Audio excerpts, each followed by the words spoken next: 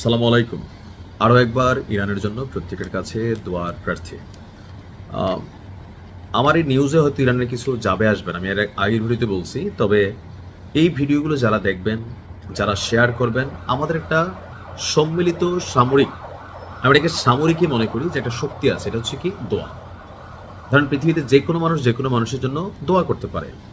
একটা যুদ্ধ যখন হয় সেখানে দোয়ারও কাজ লাগে, মেশিনেরও কাজ লাগে। আমরা হয়তো মেশিন দিতে পারবো না, বাট ভিডিও শেয়ারের মাধ্যমে আপনি একটু দোয়া করবেন, ইনশাল্লাহ আল্লাহ যেন ইরানকে সহযোগিতা করে। কারণ ট্রাম্প এই মুহূর্তে সর্বশেষ যে ঘোষণা দিয়েছে, এই ঘোষণাটা খুবই সাংঘর্ষিক। এমনকি আমার ধারণা এখান থেকে পুরো মধ্যপ্রাচ্য জুড়ে যুদ্ধ আপনার শুরু হতে যাচ্ছে।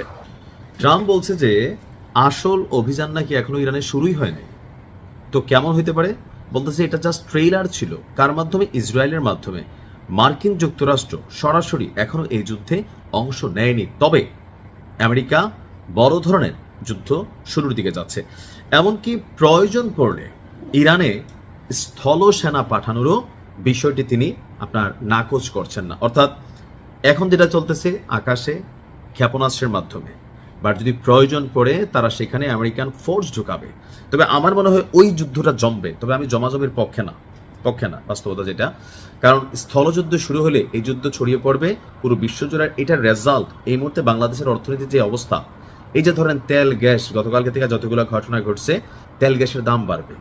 এরপর হচ্ছে রাশিয়া ইউক্রেন যুদ্ধের পর গরুর যে খাবারগুলো ছিল, ভুসি আর বিভিন্ন জিনিস যেটা ভুট্টা থেকে তৈরি হইতো, সেগুলো কিন্তু সারা বিশ্ব জুড়ে আপনার দাম বাড়ছে। সো বাংলাদেশের ইকোনমি এটা নিতে পারবে না। এরকম সার্বিক কারণে এই যুদ্ধ বড় আকারে যাওয়ার সুযোগ নেই।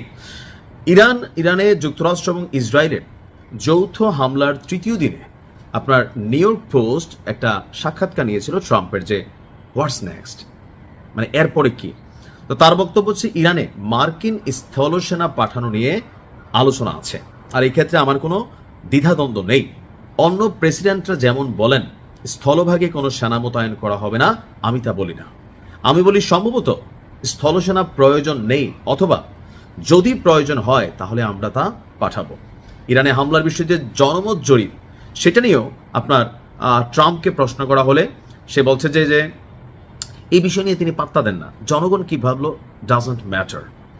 সাম্প্রতিক একটা জনমত আসছিল, রয়টার্স এবং ইপসোস তারা একটা জরিপ করছে যে ইরানে যে হামলা হয়েছে, তো সেই হামলাকে তারা সমর্থন করে কিনা। বিপক্ষে 43% আমেরিকা যারা নাগরিক আছেন তারা মত দিয়েছেন, পক্ষে 40% মত দেয়নি, 17%। তার মানে নায়ের পক্ষেই জনগণের একটা বড় অংশ মার্কিন যুক্তরাষ্ট্রের। তার বক্তব্য, জরিপের ফলাফল খারাপ হোক বা না হোক আমার মতে তা খুব বেশি জরুরি না, আর এটা জরিপের কোনো বিষয় নয়। আমাকে সঠিক কাজ করতে হবে। ইরান এমন একটি দেশ যা কিছু উন্মাদ মানুষ দিয়ে পরিচালিত হচ্ছে, তাদের হাতে পারমাণবিক অস্ত্র থাকতে দেওয়া যায় না।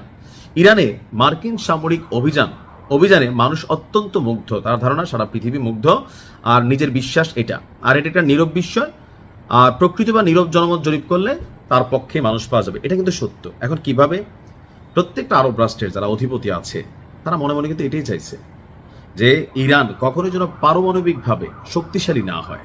যদি হয় তাহলে আরবরা ইরানকে একসময় বস মানতে বাধ্য হবে, আর পশ্চিমা রাষ্ট্রগুলো তো চাচ্ছেই না। তো বড় ধরনের একটা হয়তো ঘটনা ঘটতে পারে। ইরান যেভাবে পাল্লা দিয়ে লড়াই চালিয়ে যাচ্ছে, ট্রাম্পের যে ইগো প্রবলেম, সেখান থেকে সেই ঘটনা ঘটাইতেও পারে, তবে হয়তো একটু সময় লাগবে। দেখা যাক কি হয়। ভালো থাকুন।